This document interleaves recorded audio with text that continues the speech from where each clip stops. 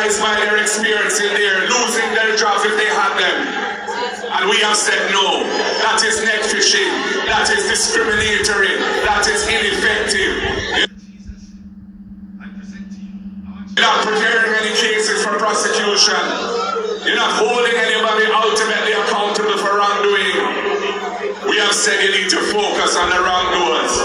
And you need to put the tools in the hands of the police force and deploy a strategy focusing on that to reduce crime in this country. And I want to big up the police and the Commissioner of Police for the recent successes that we are seeing in the reduction of the murder rates.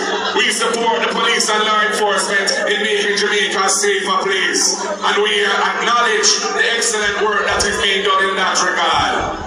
And it is because we believe in the importance of a strong police force and believe in the importance of good relationships between the police and the population that they serve. That is why we say body-worn cameras must become the norm when police are going on special operations. They must be.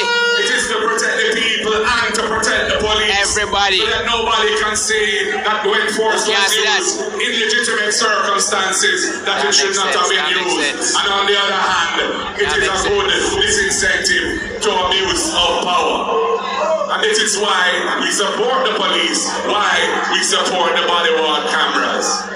We also believe in the unexplained wealth orders that this government had committed to in the agreement which set up CMOC, the Crime Monitoring and Oversight Committee, and which they have reneged on. And it is an important tool in the anti-corruption arsenal. And we will introduce it when we form government, so that those who engage in hanky-panky can be held accountable for their wrongdoing, especially those who have multiple bank accounts and other things that indicate that all is well in the state of Jamaica.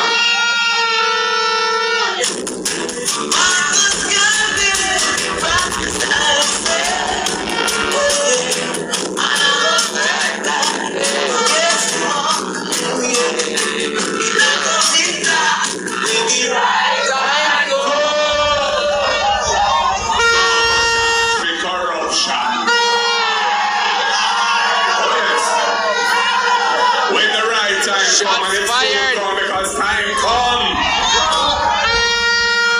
So yes, my people, we're going to have a lot of work to do. And this government has failed in its core promise of delivering economic growth to increase the wealth of the nation.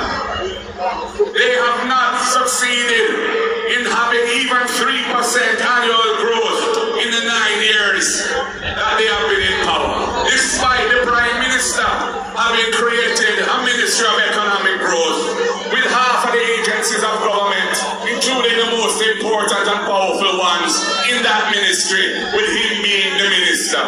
It has been an absolute failure.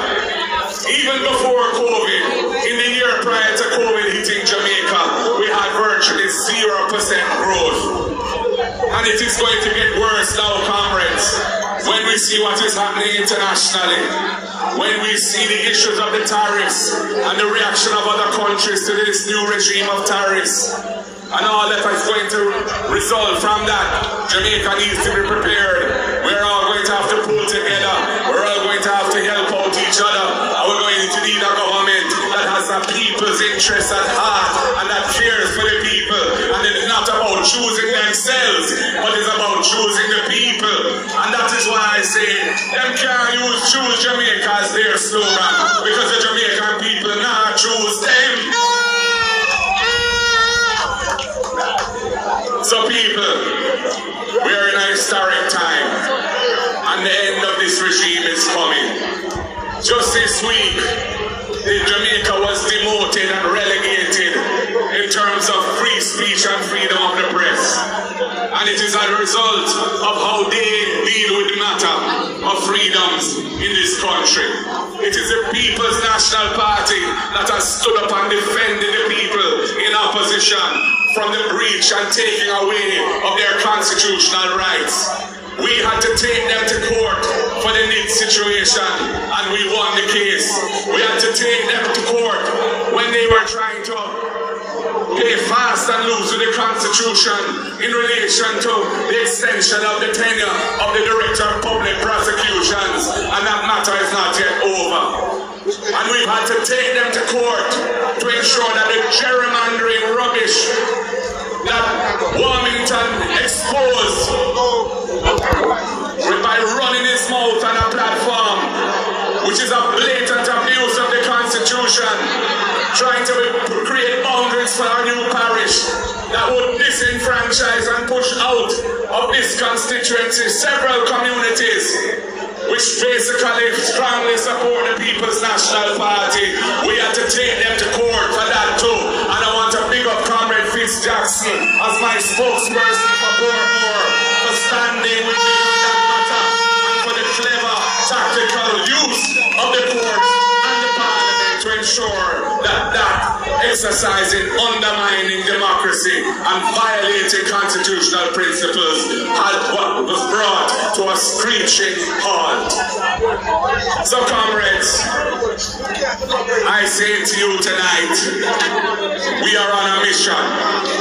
We are on a mission to restore decency, trust, and confidence in the government of the country. We are on a mission to create an education sector and a training system that can produce a productive Jamaica that can attract high levels of investment, that will create good paying jobs and opportunities for our people right here at home. We are on a mission to create a health system which focuses on providing decent health care in decent surroundings and preventive screening for the killers of the people: cancer, hypertension, which is pressure, diabetes, which is sugar, and reducing the toll that those diseases are wreaking on our people by screening for it early so we can nip it in the bud.